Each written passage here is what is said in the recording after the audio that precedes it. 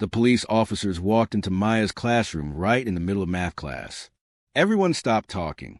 Maya's pencil froze on her paper. Her heart started beating so fast she could hear in her ears. "We need to speak with Maya Rodriguez," the tall officer said. Maya's hands started shaking. What did I do wrong? She thought about the breakfast she'd been sharing. Was feeding someone against the rules? Her teacher, Mrs. Chun, looked worried too. "Maya, sweetie, grab your backpack," Mrs. Chun said softly. The whole class stared as Maya stood up. Her best friend, Jessica, whispered, "What's happening?" But Maya didn't know. She walked in front of the room on legs that felt like jelly. In the hallway, there were 2 police officers and a woman in a nice suit carrying a briefcase. They didn't look angry. They looked strange, almost like they wanted to smile, but couldn't. "Maya," the woman said, kneeling down to her level. "I'm Detective Santos. We need to talk to you about Mr. Wilson." Maya's stomach dropped. "Is he okay? Did something bad happen?" "Let's go somewhere private," Detective Santos said. For months earlier, Maya first saw Mr. Wilson on a cold Monday morning in January. She was walking to school, the same path she took every day, past the broken playground, past the corner store with the flickering sign, past the old library that closed down last year. That's where Mr. Wilson sat, on the library steps. He had a torn blanket around his shoulders and a cardboard sign that said, "Hungry. Anything helps. God bless." Maya walked past him that first day, and the next day, and the day after that. But on Thursday, something changed. Maya's mom had packed her 2 sandwiches for lunch. Peanut butter and jelly. It wasn't much, but it was food. Maya loved peanut butter and jelly. She was holding her lunch bag when she walked past the library. Mr. Wilson was there again, shivering even though he had his blanket. His hands were shaking. Maya stopped walking. She stood there for a whole minute, just looking at him. Then she made a choice. "Excuse me, sir," Maya said quietly, walking up the steps. Mr. Wilson looked up. His eyes were kind. Tired, but kind. "Yes, young lady? I have an extra sandwich. Do you want it?" Maya held out one of her sandwiches. Mr. Wilson stared at the sandwich. Then he looked at Maya's face. He had tears in his eyes. "Are you sure, sweetheart? Don't you need that for school?" "I have 2, Maya said. It wasn't exactly true. She'd be hungry later. But right now, Mr. Wilson looked hungrier. He took the sandwich with both hands, like it was made of gold. "Thank you," he whispered. "What's your name?" "Maya." "Maya, that's a beautiful name. I'm Mr. Wilson." He carefully unwrapped the sandwich. "You're an angel, Maya. A real angel." Maya felt warm inside, even though it was freezing outside. "I have to go to school now, but maybe I'll see you tomorrow." "I'll be here," Mr. Wilson said, smiling for the first time. And he was. The next morning, Maya brought him a sandwich again, and a banana. Her mom always bought bananas because they were cheap. "You came back," Mr. Wilson said, sounding surprised. "I said I would," Maya replied. They talked for 5 minutes before Maya had to run to school. Mr. Wilson asked about her classes. She asked if he was warm enough. He said he was okay, but Maya could tell he was lying. That weekend, Maya did something she'd never done before. She took all the coins from her piggy bank, $3.47. She'd been saving it for a new book she wanted. On Monday morning, she stopped at the corner store. She bought a small coffee for $1. It came in a paper cup with a lid. "Extra sugar, please," Maya told the store owner, Mr. Park. When she gave the coffee to Mr. Wilson, he actually cried. "Nobody's been this kind to me in 5 years," he said, wiping his eyes. 5 whole years, Maya." "Why not?" Maya asked. She couldn't understand it. Mr. Wilson seemed so nice. "People don't see me anymore," he said sadly. "I'm invisible to them." "I see you," Maya said. And that's how it started. Every single morning for 4 months, Maya brought Mr. Wilson breakfast. A sandwich, fruit, and sometimes coffee when she had extra money. They became friends. Real friends. Mr. Wilson told her stories while she ate half of her sandwich with him. He told her about teaching history at schools, about his favorite books, about a time when he had a house and a family. What happened? Maya asked one morning. Mr. Wilson's smile disappeared. Life got hard, Maya. I got sick, lost my job, then lost everything else. One bad thing after another, like dominoes falling down. Don't you have family? Had a daughter once, he said quietly. But we don't talk anymore. That was my fault. I made mistakes. Maya didn't understand all of it, but she understood sadness. She saw it in his eyes. Mr. Wilson also told strange stories. Stories that seemed too big to be true. I once taught a boy who became a famous lawyer, he'd say. Saw him on TV last year. Or, I helped write a book about the civil rights movement. It's in libraries. Or, I knew important people before everything fell apart. Maya wasn't sure if these stories were real. Sometimes old people mixed up memories. That's what her mom said about Grandma Rosa. But Maya never said that to Mr. Wilson. She just listened. Then one Monday in May, Mr. Wilson wasn't there. Maya stood on the library steps, holding his breakfast. She waited for 10 minutes. No Mr. Wilson. Maybe he's just late, she thought. But Tuesday morning, no Mr. Wilson. Wednesday, still gone. Thursday, empty steps. By Friday, Maya's stomach felt sick with worry. Where did he go? Was he okay? Did something bad happen? After school, Maya did something brave. She walked all around the neighborhood looking for him. Past the park. Past the grocery store. Down streets she wasn't supposed to go alone. Excuse me, she asked a woman outside the laundromat. Have you seen an old man? He has gray hair and a blanket. The woman shook her head. Lots of homeless folks around here. Honey, they move around. Maya asked 5 more people. Nobody had seen Mr. Wilson. That night, Maya could barely eat dinner. Her mom noticed. Mija, what's wrong? Her mom asked. Her mom worked 2 jobs and was always tired, but she always noticed when Maya was sad. There's a man I've been bringing breakfast to, Maya said quietly. He's gone now. I'm worried. Her mom's face got serious. Maya, you been talking to a stranger? He's not a stranger, Mama. He's my friend. His name is Mr. Wilson, and he's nice. Her mom sighed. She looked worried and proud at the same time. Your heart is too big, baby, but the world isn't always safe. He needed help, Maya said. I know, but you're 12 years old. You can't save everyone. Maya felt tears coming. But what if something bad happened to him? Her mom came and hugged her tight. If he's been gone a whole week, maybe we should call someone. The shelter downtown might know something. The next day was Saturday. Maya and her mom called 3 shelters. None of them had heard of Mr. Wilson.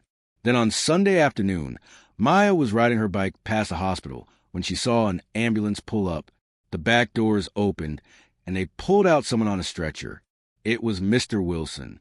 Maya dropped her bike and ran over. Mr. Wilson? A paramedic held up his hand. Whoa, young lady. Step back, please. That's my friend. What happened to him? Mr. Wilson's eyes opened a little. Maya, his voice was so weak. I'm here. Maya's heart was pounding. Smart girl, Mr. Wilson whispered. Then his eyes closed again.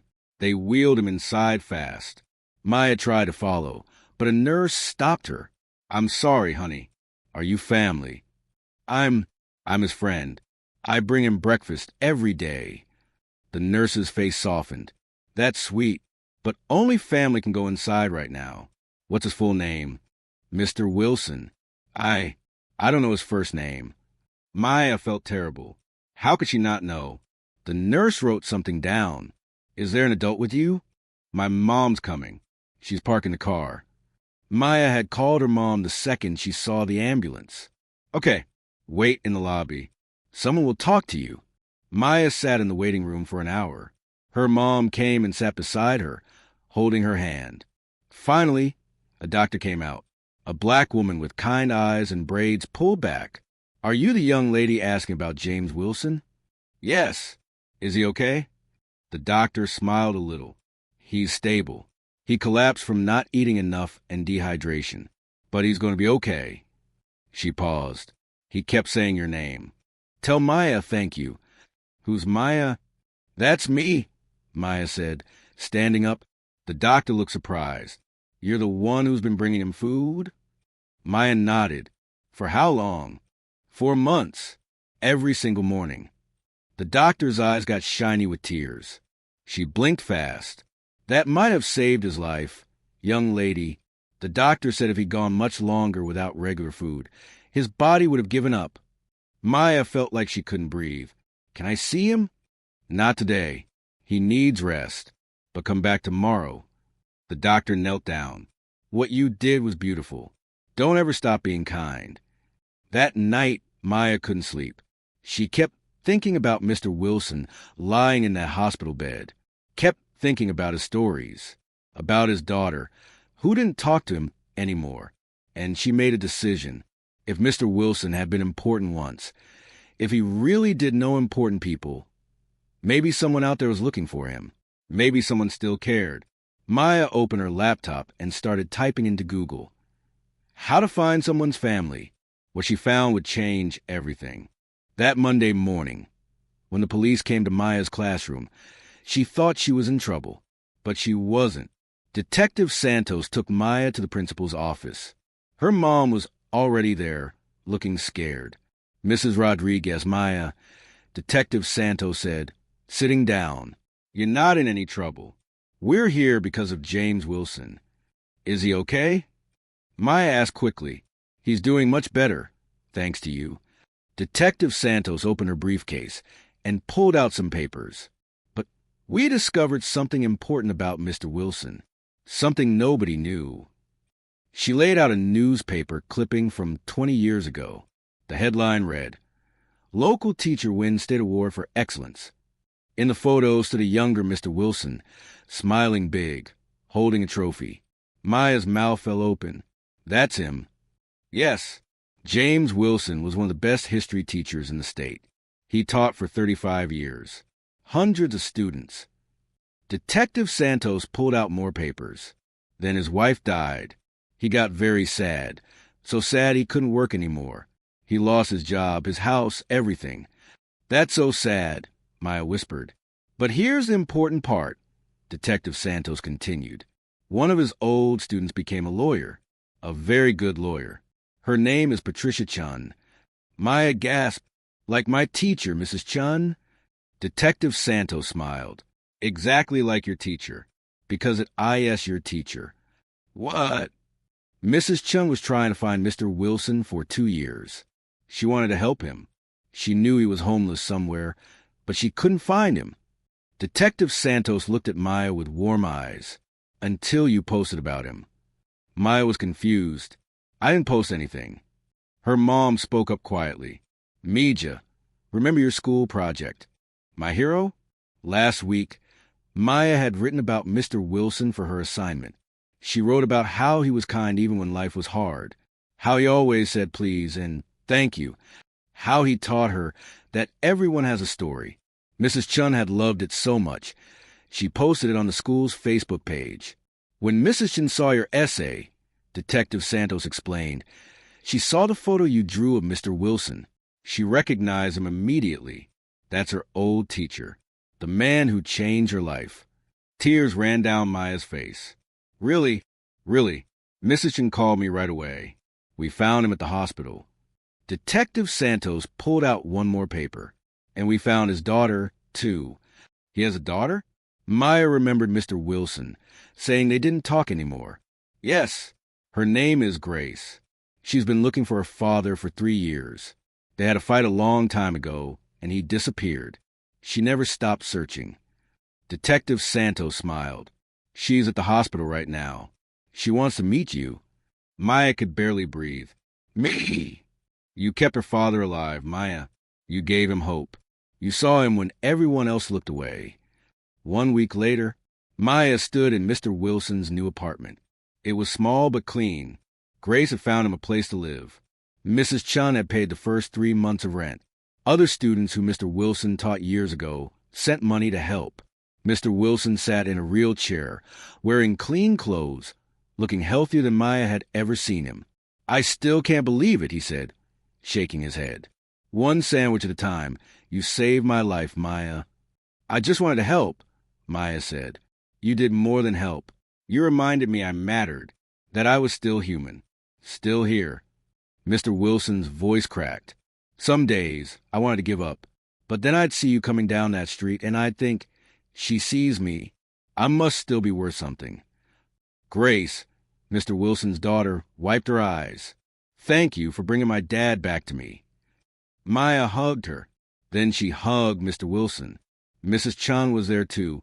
She hugged her old teacher and cried. "You taught me to care about people," Mrs. Chen told him.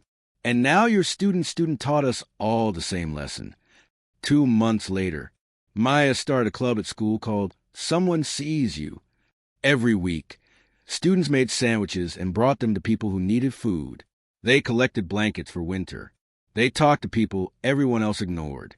Mr. Wilson came to speak to the club one day. He told them his story. He told them about being invisible. "When you're homeless," he said, "people look through you, not at you, like you're a ghost." But Maya looked at me. She saw a person, not a problem. 23 kids joined Maya's club in the first month. By the end of the school year, it spread to 5 other schools. The local news did a story about it. They called it the sandwich that changed everything. But Maya knew the truth. It wasn't about sandwiches. It was about seeing people, really seeing them. Mr. Wilson got his life back. He volunteers at the library now, reading to kids. Grace visits him every Sunday. They're healing together, one day at a time. And every morning, Maya still walks past the old library steps. Sometimes she stops and remembers the cold mornings, the conversations, the moment she decided to care. One Tuesday, she saw a new person sitting on those steps, a woman with tired eyes and worn-out shoes. Maya didn't walk past. She stopped. She smiled. She said, "Hi, my name is Maya. Are you hungry?" The woman's eyes filled with tears. "I am," she whispered. Maya opened her backpack. What Maya taught us: small acts of kindness aren't small at all. They're everything. You don't have to be rich to help someone. You don't have to be grown up. You just have to care. Everyone has a story. Everyone matters. Everyone deserves to be seen. One person can make a difference. Maya was just 12 years old, and she changed a life. What will you do today? Who will you see? If this story touched your heart, hit that subscribe button right now. Stories That Save brings you real tales of courage, kindness, and hope every single week. These aren't just stories. They're reminders that good still exists in this world. Subscribe so you never miss a story that could change your life. Drop a comment below. Have you ever helped a stranger? Has a stranger ever helped you?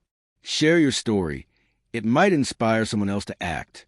Like this video if Maya's story moved you. Share this with someone who needs to remember that kindness matters. Remember, you don't need permission to be kind. You don't need money to care. You just need to see people. Be like Maya. Change the world, one small act at a time. See you in the next story. Until then, keep being the reason someone believes in goodness. Stories that save. Because every act of kindness creates ripples that never end. Waterway Blue Heart.